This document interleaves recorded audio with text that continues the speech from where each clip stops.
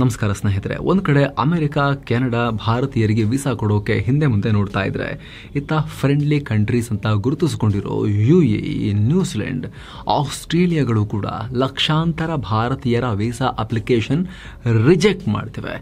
ಯಾವುದೋ job visa, ವ್ಯಾವಹಾರಿಕ visa, tourism ವೀಸಾಗಳನ್ನೇ ಕೊಡದೆ ಭಾರತೀಯರಿಗೆ ಬಾಗಿಲು ಹಾಕ್ತಿವೆ. ವೀಸಾ ಸಿಗೋ ನಂಬಿಕೆಯಲ್ಲಿ ತಿಂಗಳಾನ್ಗಟ್ಲೆ ಹಣ ಹೊಂದಿಸಿ ಪ್ಲಾನಿಂಗ್ ಮಾಡಿಕೊಂಡು ವಿಮಾನ ಟಿಕೆಟ್, ಹೋಟೆಲ್ ಬುಕ್ ಮಾಡಿಕೊಳ್ಳೋ ಜನರಿಗೆ ಲಕ್ಷಾಂತರ ರೂಪಾಯಿ ಲಾಸ್ ಆಗ್ತಿದೆ. ಹಾಗಿದ್ರದಕ್ಕೆ ಏನು ಕಾರಣ? ಭಾರತೀಯರ ವೀಸಾ ಅಪ್ಲಿಕೇಶನ್ ರಿಜೆಕ್ಟ್ ಆಗ್ತಿರೋದು ಯಾಕೆ? ರಿಜೆಕ್ಟ್ ಆಗಬಾರ್ದು ಅಂದರೆ ಏನು ಮಾಡಬೇಕು? ಎಲ್ಲವನ್ನ ಈ ವರದಿಯಲ್ಲಿ ನೋಡ್ತಾ ಹೋಗೋಣ. ಕಡೆ ತನಕ ಮಿಸ್ ಮಾಡಿದೆ ನೋಡಿ.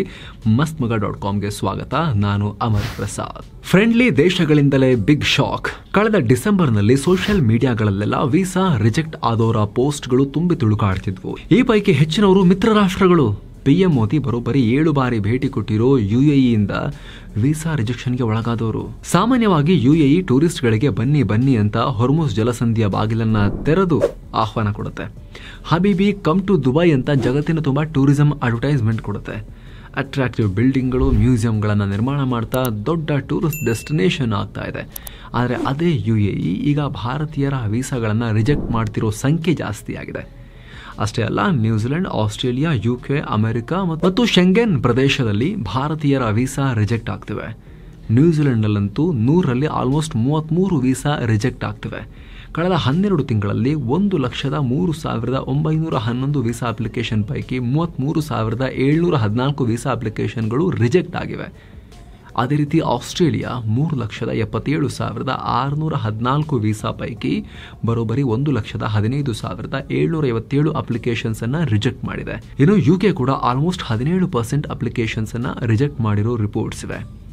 ಅಮೆರಿಕ ಅಂತೂ ಕೇಳೋ ಹಾಗೆ ಇಲ್ಲ. ಆಲ್ಮೋಸ್ಟ್ 10 ಲಕ್ಷ ವೀಸಾ ಅಪ್ಲಿಕೇಶನ್ ಪೈಕಿ 1.6 ಲಕ್ಷಕ್ಕಿಂತ ಹೆಚ್ಚು ಜನರಿಗೆ ಅಮೆರಿಕ ವೀಸಾ ರಿಜೆಕ್ಟ್ ಮಾಡಿದೆ. ಇನ್ನು ಶೆಂಗೆನ್ ಪ್ರದೇಶದಲ್ಲಿ ಅಂದ್ರೆ ಆಲ್ಮೋಸ್ಟ್ ಯುರೋಪ್ ಕವರ್ ಆಗುತ್ತೆ. ಈ ಮ್ಯಾಪ್ನಲ್ಲಿ ನೀಲಿ ಬಣ್ಣದಲ್ಲಿ ಕಾಣೋದೆಲ್ಲ ಶೆಂಗೆನ್ ಝೋನ್. ಇಲ್ಲೂ ಆಲ್ಮೋಸ್ಟ್ 10 ಲಕ್ಷ ವೀಸಾ ಅಪ್ಲಿಕೇಶನ್ ಪೈಕಿ 1 ಲಕ್ಷ ಜನರಿಗೆ ವೀಸಾ ಸಿಕ್ಕಿಲ್ಲ. 662 ಕೋಟಿ ಲಾಸ್. ಸ್ನೇಹಿತರೆ, ಆಗ್ಲೇ ಹೇಳಿದ ಹಾಗೆ ವೀಸಾ ಸಿಗೋ ಹೋಪ್ನಲ್ಲಿ ಜನ ಟ್ರಿಪ್ ಪ್ಲಾನ್ ಮಾಡಿಕೊಂಡು ಫ್ಲೈಟ್ ಟಿಕೆಟ್ ಬುಕ್ ಮಾಡ್ಕೊಂಡಿರ್ತಾರೆ. ಹೋಟೆಲ್, ರೆಸಾರ್ಟ್ಸ್ ಎಲ್ಲ ಅಡ್ವಾನ್ಸ್ ಆಗಿ ಬುಕ್ ಆಗಿರ್ತವೆ. ಎಷ್ಟೋ ಜನ ಟ್ರಾವೆಲ್ ಏಜೆಂಟ್, ಇವೆಂಟ್ ಮ್ಯಾನೇಜರ್ಗಳಿಗೆ ಅಡ್ವಾನ್ಸ್ ಆಗಿ ಹಣವನ್ನು ಕೂಡ ಕೊಟ್ಟಿರ್ತಾರೆ. ಟ್ರಾವೆಲ್ ಇನ್ಶೂರೆನ್ಸ್ ಅದು ಇದು ಅಂತ ಲಕ್ಷಾಂತರ ರೂಪಾಯಿ ಖರ್ಚು ಆಗಿರುತ್ತೆ. ಅಷ್ಟೇ ಯಾಕೆ ವೀಸಾ ಅಪ್ಲಿಕೇಶನ್ಗೆ ಸಾವಿರಾರು ರೂಪಾಯಿ ಬೇಕು. ಆಲ್ಮೋಸ್ಟ್ ಎಲ್ಲ ನಾನ್ ರಿಫಂಡಬಲ್ ಖರ್ಚುಗಳು. ಈ ಎಲ್ಲ ಸೇರಿ ಕಳೆದ 12 ತಿಂಗಳಲ್ಲಿ ಭಾರತೀಯ ಪ್ರವಾಸಿಗರು ಆಲ್ಮೋಸ್ಟ್ 662 ಕೋಟಿ ರೂಪಾಯಿ ಹಣವನ್ನು ಕಳ್ಕೊಂಡಿದ್ದಾರೆ. ಯಾರೋ ಬಿಸ್ನೆಸ್ ಮನ್ಗಳಲ್ಲ, ಫಾರಿನ್ ಟ್ರಿಪ್ ಆಸೆ ಇಟ್ಕೊಂಡು ವೀಸಾ ಅಪ್ಲೈ ಮಾಡೋ ಜನ ಕಳ್ಕೊಂಡಿದ್ದಾರೆ.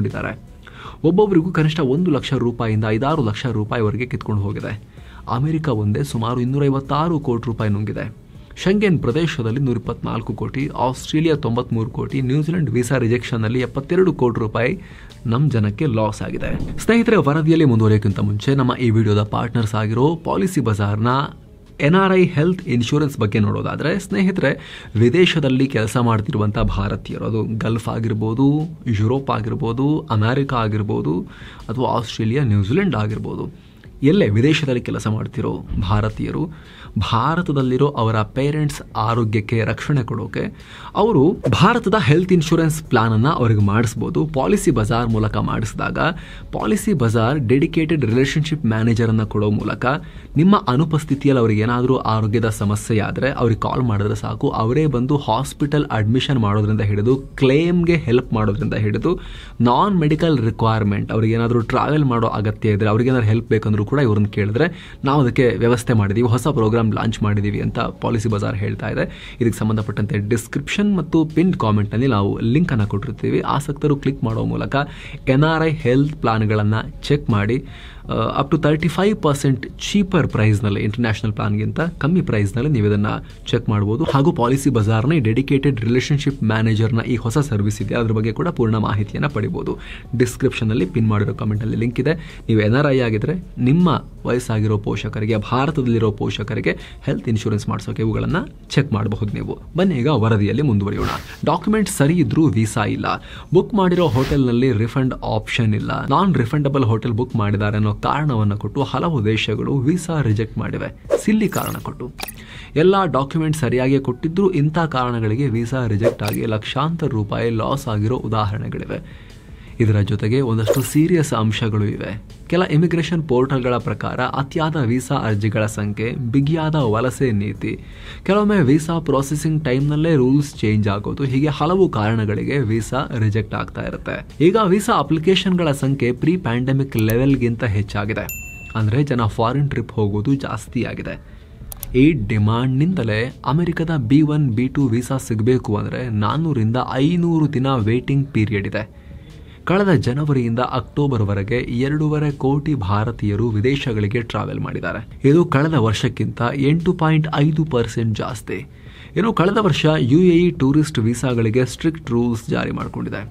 ವೀಸಾ ಅಪ್ಲಿಕೇಶನ್ ಹಾಕೋರು ಪ್ರವಾಸದ ಖರ್ಚು ಭರಿಸೋಕೆ ಸಾಮರ್ಥ್ಯ ಇದೆ, ಹಣಕಾಸು ಪರಿಸ್ಥಿತಿ ಚೆನ್ನಾಗಿದೆ ಅನ್ನೋದಕ್ಕೆ ಪ್ರೂಫ್ ಕೊಡಬೇಕು. ಬ್ಯಾಂಕ್ ಅಕೌಂಟ್ನಲ್ಲಿ ಕನಿಷ್ಠ 5,000 UAE ದಿರ್ಹಮ್ಸ್ ಇರಬೇಕು. ಅಂದರೆ ಆಲ್ಮೋಸ್ಟ್ 1.17 ಲಕ್ಷ ರೂಪಾಯಿ ಇರಬೇಕು. ಜೊತೆಗೆ ರಿಟರ್ನ್ ಟಿಕೆಟ್ಸ್ ಕೂಡ ಇರಬೇಕು.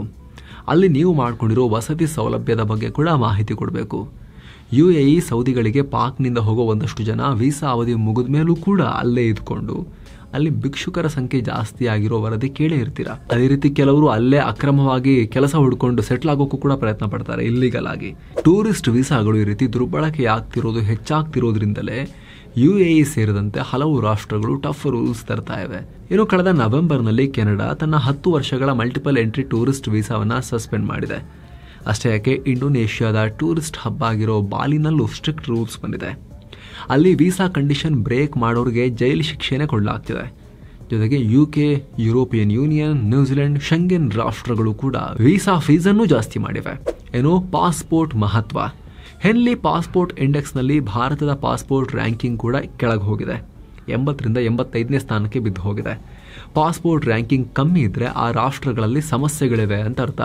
ಹಣಕಾಸಿನ ಪರಿಸ್ಥಿತಿ ಚೆನ್ನಾಗಿಲ್ಲ, ಭದ್ರತೆ ಸರಿ ಇಲ್ಲ, ಆ ದೇಶದಲ್ಲಿ ವಿದೇಶಿಯರಿಗೆ ಸಿಗೋ ಸೌಲಭ್ಯ, ಹಾಗೆ ಜನ ಟೂರಿಸ್ಟ್ಗಳನ್ನು ಹೇಗೆ ಟ್ರೀಟ್ ಮಾಡ್ತಾರೆ ಅನ್ನೋದೆಲ್ಲ ಪಾಸ್ಪೋರ್ಟ್ ಇಂಡೆಕ್ಸ್ ರ್ಯಾಂಕಿಂಗ್ಗೆ ಕೌಂಟ್ ಆಗುತ್ತೆ. ಆ ವಿಚಾರದಲ್ಲಿ ಭಾರತ ವೀಕೇ ಆಗಿದೆ. ಮತ್ತೆ ಇದೇ ಕಾರಣಕ್ಕೆ ನಮ್ಮ ಪಾಸ್ಪೋರ್ಟ್ ಕೂಡ ವೀಕ್ ಆಗಿ ವೀಸಾ ಅಪ್ಲಿಕೇಶನ್ ಅಪ್ರೂವಲ್ ಮೇಲೆ ಪ್ರಭಾವ ಬೀರ್ತಾ ಇದೆ. ಪಾಸ್ಪೋರ್ಟ್ ಸ್ಟ್ರಾಂಗ್ ಇದ್ರೆ ವೀಸಾನೇ ಇಲ್ಲದೆ ಹಲವಾರು ರಾಷ್ಟ್ರಗಳಿಗೆ ಹೋಗೋಕ್ಕಾಗತ್ತೆ ಬರೀ ಪಾಸ್ಪೋರ್ಟ್ ಇಟ್ಕೊಂಡು. ಈ ಜಪಾನ್, ಸೌತ್ ಕೊರಿಯಾ, ಸ್ವೀಡನ್ ಆ ರಾಷ್ಟ್ರಗಳ ಪಾಸ್ಪೋರ್ಟ್ ಇದ್ರೆ ಜಗತ್ತಿನ ಹೆಚ್ಚಿನ ರಾಷ್ಟ್ರಗಳಿಗೆ ಅವರು ಬರೀ ವೀಸಾ ಇಲ್ಲದೆ ಬರೀ ಪಾಸ್ಪೋರ್ಟ್ ಇಟ್ಕೊಂಡೇ ಹೋಗ್ಬೋದು. ಆದರೆ ನಮಗೆ ನಮ್ಮ ಪಾಸ್ಪೋರ್ಟ್ ಇಟ್ಕೊಂಡು ಜಗತ್ತಿನ ಮೇಜರ್ ಕಂಟ್ರೀಸ್ಗೆಲ್ಲ ವೀಸಾ ಇಲ್ಲದೆ ಹೋಗೋ ಅನುಮತಿನೇ ಇಲ್ಲ ಆಗೋಗಿದೆ. ವೀಸಾನೇ ಸಿಗ್ತಿಲ್ಲ, ಇನ್ನು ವೀಸಾ ಇಲ್ಲದೆ ಹೋಗೋದಿಲ್ಲಿಂದ. ಅಪ್ಲಿಕೇಶನ್ ರಿಜೆಕ್ಟ್ ಆಗಬಾರ್ದು ಅಂದರೆ ಏನು ಮಾಡಬೇಕು? ಈಗ ಹಲವು ದೇಶಗಳು ವೀಸಾ ರೂಲ್ಸ್ ಸ್ಟ್ರಿಕ್ಟ್ ಮಾಡ್ತಿರೋದ್ರಿಂದ ವೀಸಾಗೆ ಬೇಕಾದ ಡಾಕ್ಯುಮೆಂಟೇಷನ್ ಇನ್ನಷ್ಟು ಪರ್ಫೆಕ್ಟ್ ಆಗಿರಬೇಕು. ಡಾಕ್ಯುಮೆಂಟ್ಗಳಲ್ಲಿ ವ್ಯತ್ಯಾಸ ಇರಬಾರ್ದು. ಆಧಾರ್ ಕಾರ್ಡ್ನಲ್ಲೇ ಬೇರೆ ಅಡ್ರೆಸ್, ಇನ್ಯಾವುದೋ ಪ್ರೂಫ್ನಲ್ಲಿ ಇನ್ಯಾವುದೋ ಅಡ್ರೆಸ್ ಇರಬಾರ್ದು. ಹೆಸರು, date of birth, contact details ಎಲ್ಲ ಪ್ರೂಫ್ನಲ್ಲೂ ಒಂದೇ ಇರಬೇಕು. ವೀಸಾ ಅಪ್ಲೈ ಮಾಡುವಾಗ ರಿಟರ್ನ್ ಫ್ಲೈಟ್ ಟಿಕೆಟ್ ಸೇರಿದಂತೆ ಸರಿಯಾದ ಬ್ಯಾಂಕ್ ಬ್ಯಾಲೆನ್ಸ್, ವ್ಯಾಲಿಡ್ ಪಾಸ್ಪೋರ್ಟ್ ಇರುವಂತೆ ನೋಡ್ಕೋಬೇಕು. ನ್ಯೂಜಿಲೆಂಡ್ಗೆ ಹೋಗಬೇಕು ಅಂದರೆ ಪ್ರತಿ ತಿಂಗಳ ಖರ್ಚಿಗೆ $1,000 ನ್ಯೂಜಿಲೆಂಡ್ ಡಾಲರ್ ಇರೋದನ್ನು ತೋರಿಸ್ಬೇಕು. ಒಂದೊಂದು ದೇಶಕ್ಕೆ ಒಂದೊಂದು ಅಮೌಂಟ್ ರಿಕ್ವೈರ್ಮೆಂಟ್ ಇದೆ. ಯಾಕೆ ಹೋಗ್ತಿದ್ದೀರಾ ಅನ್ನೋದು ಕೂಡ ಕ್ಲಿಯರ್ ಆಗಿರಬೇಕು. ಜೆನ್ಯೂನ್ ರೀಸನ್ ಕೊಡಬೇಕು. ನಿಮ್ಮ ರಿಟರ್ನ್ ಬರೋ ಪ್ಲ್ಯಾನ್ಗೆ ಸಾಕ್ಷಿ ಕೊಡಬೇಕು. ಹೌದು, ಬರೋಕ್ಕೆ ಪ್ಲ್ಯಾನ್ ಮಾಡಿರೋದು ಹೌದು ನೀವು ಅಂತ. ನಿಮ್ಮ ಮೇಲೆ ಕ್ರಿಮಿನಲ್ ಕೇಸ್ ಇಲ್ಲದೆ ಇರೋದಕ್ಕೆ ಕ್ಲಿಯರೆನ್ಸ್ ಕೊಡಿ. ಹೆಲ್ತ್ ಇಶ್ಯೂಸ್ ಇದ್ದರೆ ಮಾಹಿತಿ ಕೊಡಿ. ಯಾವುದೇ ಕಂಪನಿ ನಿಮ್ಮ ವೀಸಾ ಸ್ಪಾನ್ಸರ್ ಮಾಡ್ತಾ ಇದ್ರೆ ಅದಕ್ಕೆ ಸಂಬಂಧಪಟ್ಟಂತೆ ಡಾಕ್ಯುಮೆಂಟ್ ಸಬ್ಮಿಟ್ ಮಾಡಬೇಕು. ಟ್ರಾವೆಲ್ ಇನ್ಶೂರೆನ್ಸ್ ನಿಮಗೆ ವೀಸಾ ರಿಜೆಕ್ಟ್ ಆದರೂ ಕೂಡ ಹೆಲ್ಪ್ ಮಾಡುತ್ತೆ. ಕೆಲ ಪ್ಲಾನ್ಗಳು ವೀಸಾ ರಿಜೆಕ್ಟ್ ಆದರೆ ಫೀಸ್ ರಿಫಂಡ್ ಆಫರ್ ಮಾಡ್ತವೆ. Non refundable flight charge, hotel booking charge cover ಮಾಡ್ತವೆ. ಹಾಗಾಗಿ ಟ್ರಾವೆಲ್ ಇನ್ಶೂರೆನ್ಸ್ನ ಕೂಡ ನೀವು ಚೆಕ್ ಮಾಡಬಹುದು. ಸೊ ಡಿಸ್ಕ್ರಿಪ್ಷನ್ ಮತ್ತು ಪಿನ್ ಮಾಡಿರೋ ಕಾಮೆಂಟ್ನಲ್ಲಿ NRI ಹೆಲ್ತ್ ಇನ್ಶೂರೆನ್ಸ್ ಲಿಂಕನ್ನು ಕೂಡ ಕೊಟ್ಟಿರ್ತೀವಿ. NRIಗಳು ಆ ಹೆಲ್ತ್ ಇನ್ಶೂರೆನ್ಸ್ ನಿಮ್ಮ ಭಾರತದಲ್ಲಿರೋ ಫ್ಯಾಮಿಲಿಗೆ ಹೆಲ್ತ್ ಕವರೇಜ್ ಕೊಡೋಕೆ ಆ ಪ್ಲಾನ್ಗಳನ್ನು ಚೆಕ್ ಮಾಡ್ಬೋದು. ಮತ್ತೆ ಭೇಟಿ ಆಗ್ತಿರೋಣ. ನಮಸ್ತೆ.